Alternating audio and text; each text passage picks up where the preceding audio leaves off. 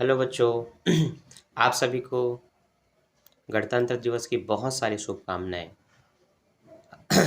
आज के दिन आपको पता होगा हमारा संविधान लागू हुआ था, हमें कानून मिला था, क्योंकि इससे पहले हमारी जो अर्थव्यवस्था थी और देश की जो नीति थी वो राज्य शासन के अनुसार चलती थी। ठीक है, कंपनी, ईस्ट इंडिया कंपनी और राज्य के अनुसार चलती थी, सॉरी राजा के शासन के अनुसार चलती थी।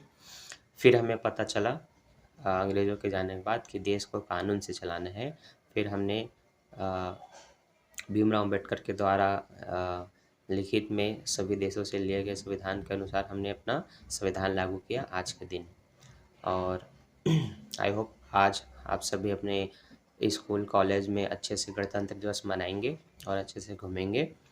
तो आज मैं आपको पिछले जो हमने कल के वीडियो में जो हमने कंप्लीट किया था बेसिक क्वेश्चन समानुपात के, उसके आगे के आज हम क्रियात्मक प्रश्नों को सॉल्व करेंगे जो आपके बी.कॉम फर्स्ट ईयर में एक्सरसाइज ए में है।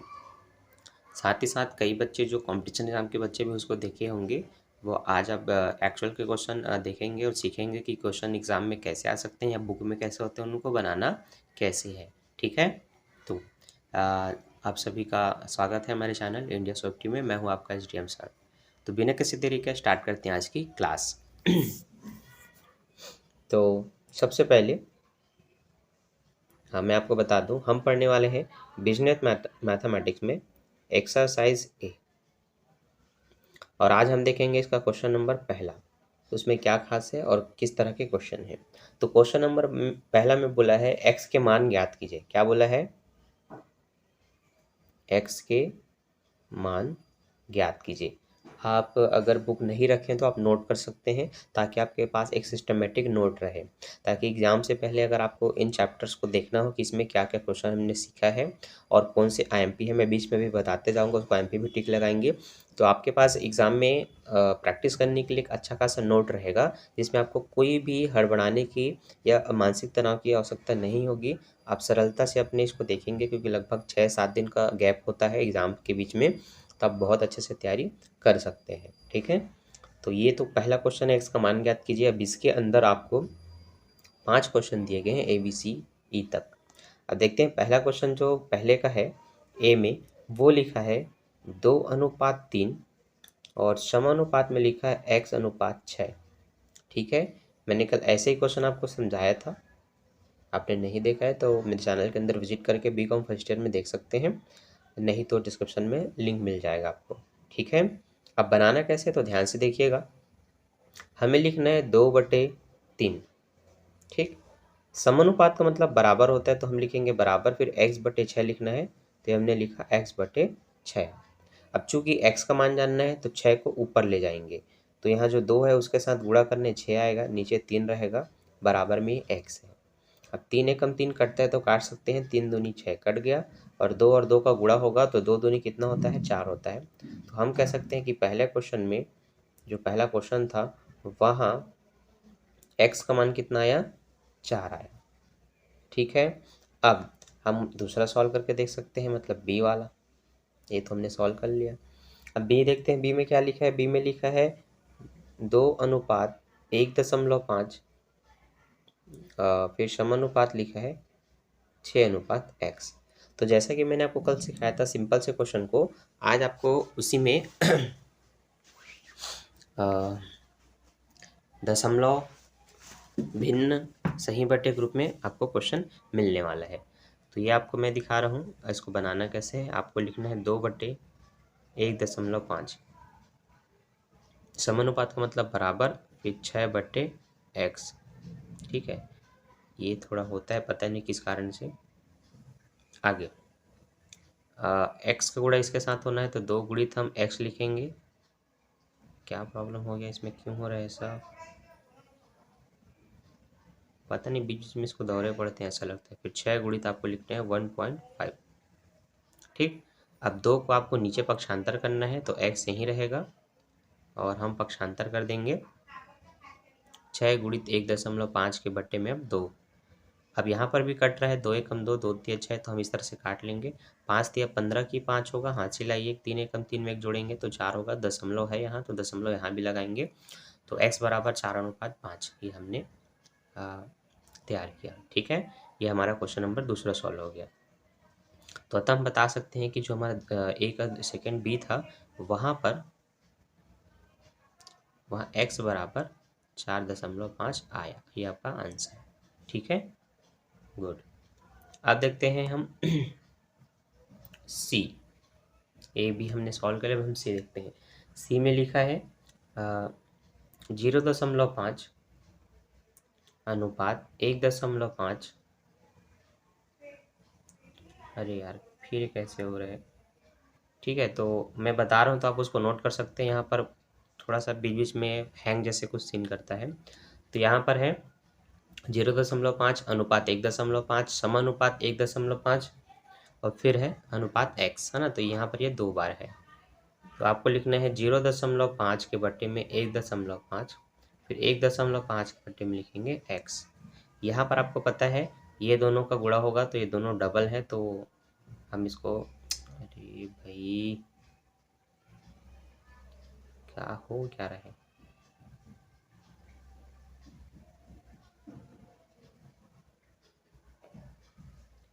ठीक, तो x बराबर 1.5 के नीचे मिलाएंगे 0.5 को। ठीक है, ये इस तरह से करना है। अब कई बच्चों को इसमें बहुत ही दिक्कत होता है कि काटना कैसे है, दशमलव वाला नहीं बनता। तो आप दशमलव को हटा सकते हैं, दशमलव का हटाना आपको आना चाहिए, नहीं आता तो सीख लीजिए। जो 1.5 है उसका अगर दशमलव आप हटा दो, भूल जाओ, तो वो आपके लिए क्या है, वो 15 है। दशमलव के बाद आपको एक अंक दिख रहा है ना, तो नीचे में आपको 10 लिखना है।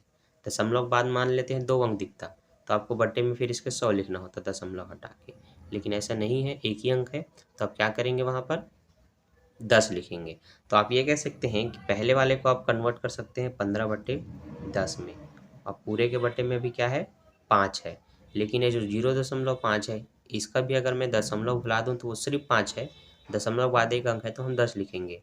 लेकिन बट्टे वाले का जो बट्टे में आएगा वो ऊपर आ जाता है, तो इसका जो 10 नीचे आने वाला है वो ऊपर आ जाएगा। ठीक है, इसलिए हम उसको यहाँ लिखेंगे। और तीसरे नंबर पे फिर ये जो है 15 और इसका भी 10 नीचे में आएगा। अब सिंपल हो गया, अब आप काट सकते हैं, आपको कोई दिक्कत नहीं होगा। तो काट लीजिए, ये 10 से 10 कट गया, ये 5 एकम 5, ये 5 तिया 15 कट गया। अब 15 तिया होता है 45।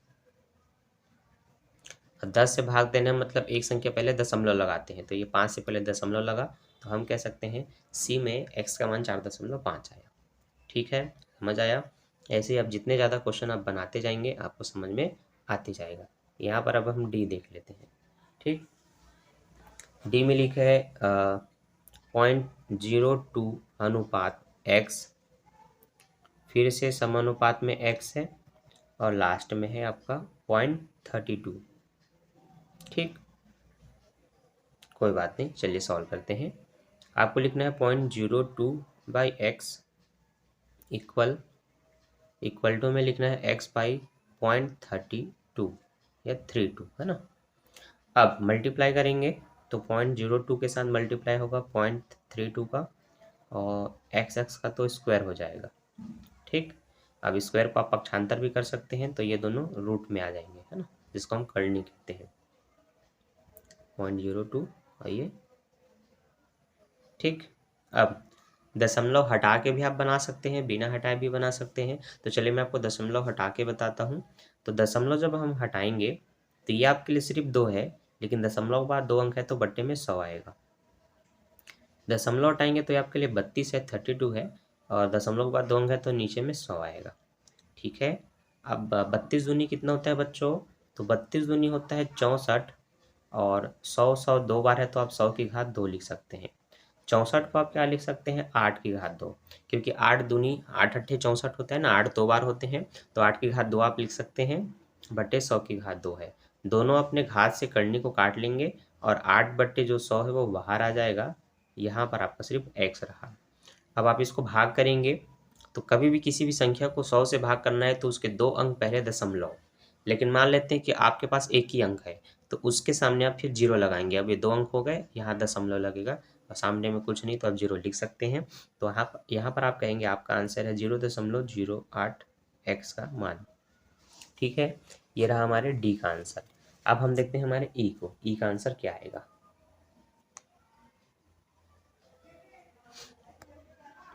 यहाँ पर जगह नहीं है, यहाँ पर बनाते हैं या फिर टॉप में बनाते हैं जगह।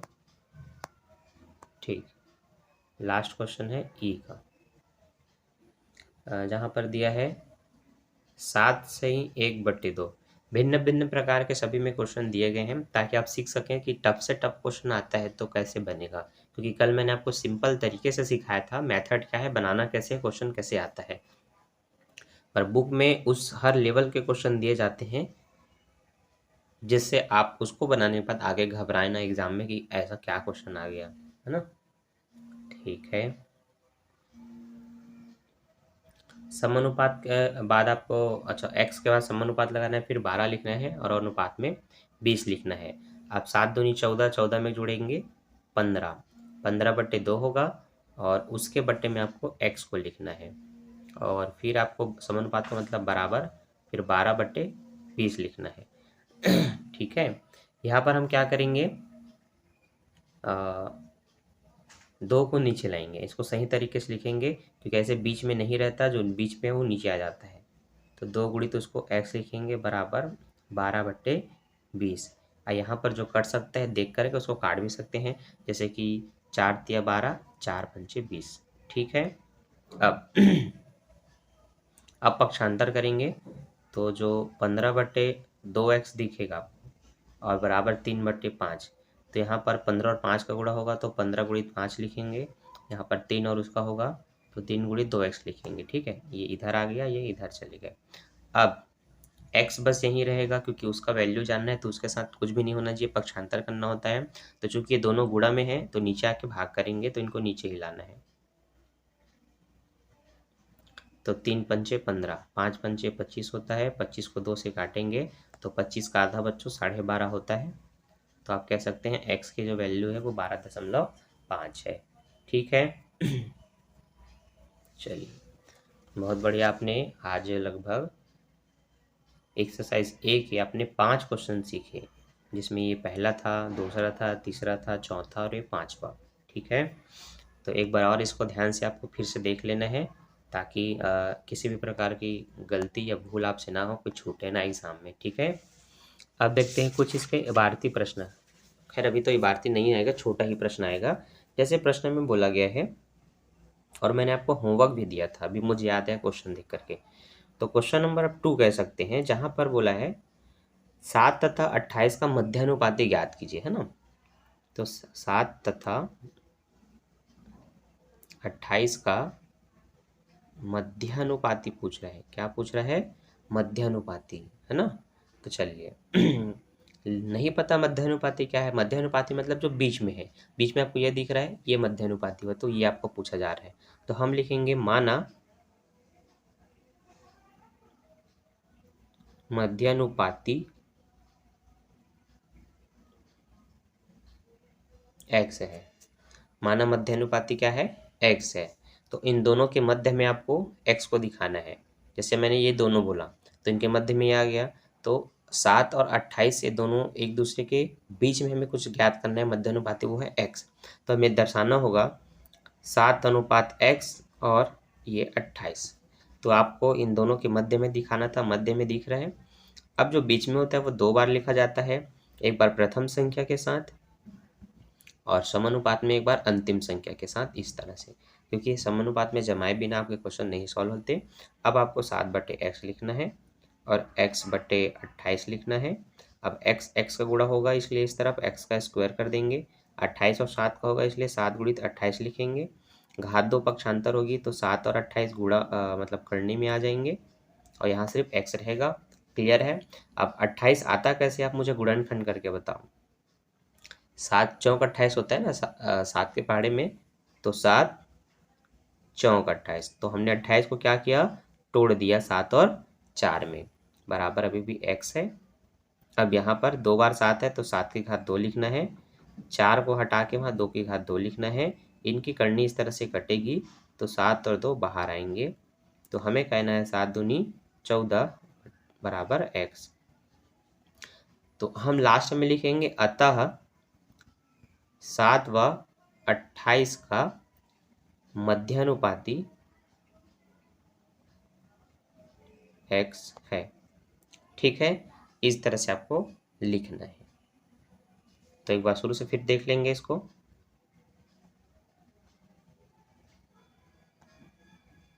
कुछ चीज़ें तो छुप जाती है साइड में, थोड़ा भी इधर बनाना पड़ेगा हट के। तो ये 7 और 28 का मध्य अनुपाती पूछा था, हमने माना x मध्य अनुपाती x है, बीच में रख दिए। अब जो बीच में वो 2 बार लिखा जाता है, तो एक बार 7/8 हुआ, 7/x हुआ, फिर एक बार x/28 हुआ, तिर्यक गुणा में x का स्क्वायर हुआ। 7 और 28 को हमने एक साथ लिखा, फिर 28 को तोड़ा 7 और 4 में, 7 7 का स्क्वायर कर दिए। 4 को हम 2 की घात 2 में कन्वर्ट कर सकते हैं, दोनों आपस में कटे, कटने के बाद 7 दूनी 14 ये आपका आंसर है, जिसको हमने लिख दिया। अतः मध्य अनुपाती ये है करके। अब यहाँ पर बनाते हैं जहाँ पर आपको स्पष्ट दिखेगा। अगला क्वेश्चन, क्वेश्चन नंबर 3, जो कि लिखा है 16 और 24 का तृतीय अनुपाती ज्ञात कीजिए, है ना। तो पूछा है 16 व 24 का तृतीय अनुपाती ज्ञात कीजिए। नहीं पता तृतीय अनुपाती, हम क्या लिखेंगे, माना 16 व 24 का तृतीय अनुपाती x है। लिख लिए, ठीक। आगे तृतीय में मतलब तीसरे स्थान पे दिखाना है ना। तो आपको लिखना है 16/24 और लास्ट में x तीसरे स्थान पे दिखाना है, इसलिए अब बीच में जो फंसा वो 2 बार लिखा जाएगा। तो अब 24 फंसा है, तो 16/24, फिर समानुपात 24, फिर x। अब 16/24 लिखेंगे और 24/x लिखेंगे। ठीक है, आगे 16 गुणित x बराबर 24 गुणित 24। ठीक है, फ़ोन आ रहा है, एक बार मैं अटेंड कर लेता हूँ। तो हम कहाँ थे, हाँ हम यहाँ थे। तो x बराबर 24 गुणित जो 24 है उसके नीचे 16 को पक्षांतर करेंगे, क्योंकि कभी भी x की वैल्यू निकाल ली है तो उसके साथ कुछ भी नहीं होना चाहिए, आपको पक्षांतर ही करना होता है। ठीक है, तो पक्षांतर करने के बाद जो आंसर आता है उसको आपको लिखना है। तो अब हम लिखेंगे, जो कटेगा उसको काट के, 4 चौक 16, 4 छक्का 24, 4 एकम 4, 4 छक्का 24, 6 और 6 बचे, और 6 6 होता है 36। सॉरी 3 क्यों लिखा गया। तो अतः आप कहेंगे 16 और 24 का तृतीय अनुपाती, 16 व 24 का तृतीय अनुपाती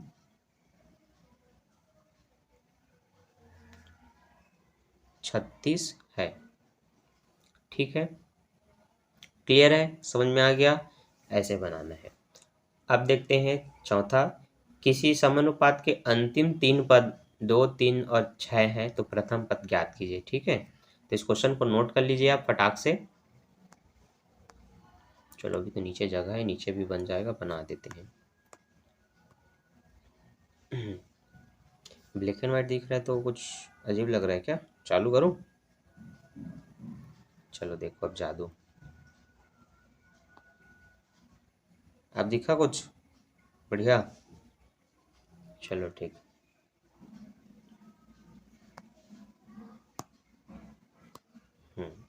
तो यहाँ पर बनाते हैं अगला क्वेश्चन, लेकिन उससे पहले आपको पहले का दिखा दूँ किस तरह से वो पूरा बना है, ताकि आप अच्छे से नोट कर सकें। ठीक है, तो तृतीय अनुपाती पूछा है, तो तीसरे नंबर पे x को रखना है, बीच वाला 2 बार लिखा जाता है, इन दोनों को बट्टे में और इन दोनों को बट्टे में।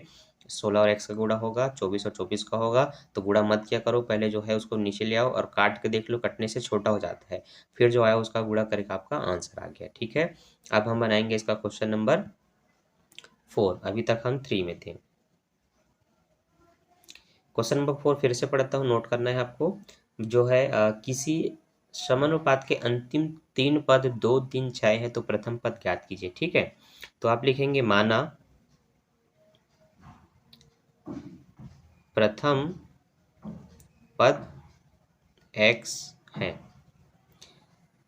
तो प्रथम में x को रख देना है, फिर जो भी लाइन से दिया है 2 समानुपात 3 फिर अनुपात 6, ये आपको इस तरह से जमा देना है। ठीक है, अब x/2 रहेगा, 3/6 रहेगा।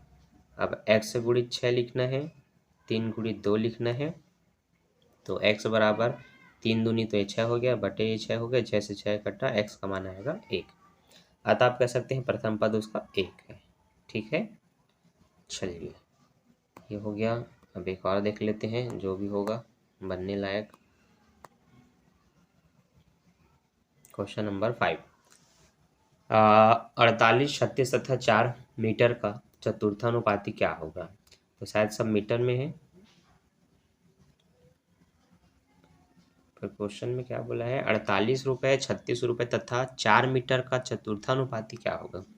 थोड़ा सा बोला है कि सुनने में अजीब लग रहा हो, पर जमाने की प्रक्रिया वही रहेगी।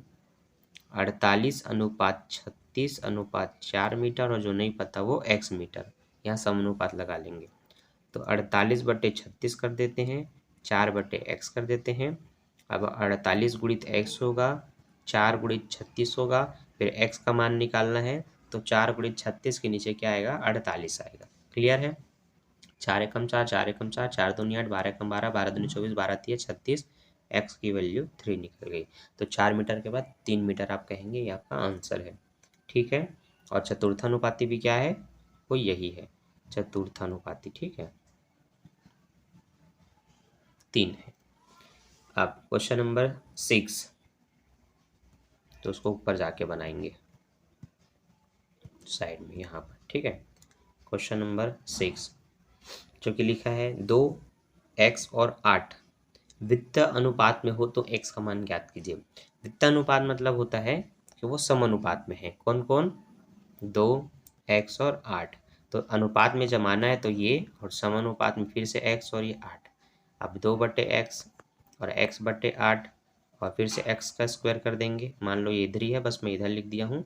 ये 2 गुणित 8 होगा, तो x बराबर करनी ये 2, और ये कैसे आता है? 8, 2 चौक 8 आता है, तो ऐसे कर दो। अब इसके बाद आपको पता है ये 2 2 बार है, तो एक बार लिखे स्क्वायर, और 4 को ऑलरेडी आप लिख सकते हैं 2 की घात 2, क्योंकि वो 2 दूनी 4 आता है। दोनों की करनी कटी, तो x बराबर 2 दूनी बाहर में आए 2 और 2, 2 दूनी होते हैं 4 होते हैं। तो आप कहेंगे x की वैल्यू कितनी है? 4 है। ठीक है, तो अब देख लो सारे क्वेश्चन जो हमने सॉल्व किया है। ठीक, अब 7वां 8वां हम कल बनाएंगे, क्योंकि अभी मुझे जाना है। हमारे कोचिंग में ध्वजारोहण का प्रोग्राम है, बच्चे पूरी तैयारी कर लिए हैं। तो बाकी के क्वेश्चन हम नेक्स्ट वीडियो में सॉल्व करेंगे। अभी के लिए मैं आपसे लेता हूँ अलविदा। फिर से आपको गणतंत्र दिवस की बहुत बहुत शुभकामनाएं। आपका दिन अच्छा रहे, आज को भी इंजॉय करें, और मैं मिलता हूँ नेक्स्ट वीडियो में। अभी के लिए bye, thanks for watching, bye bye बच्चों।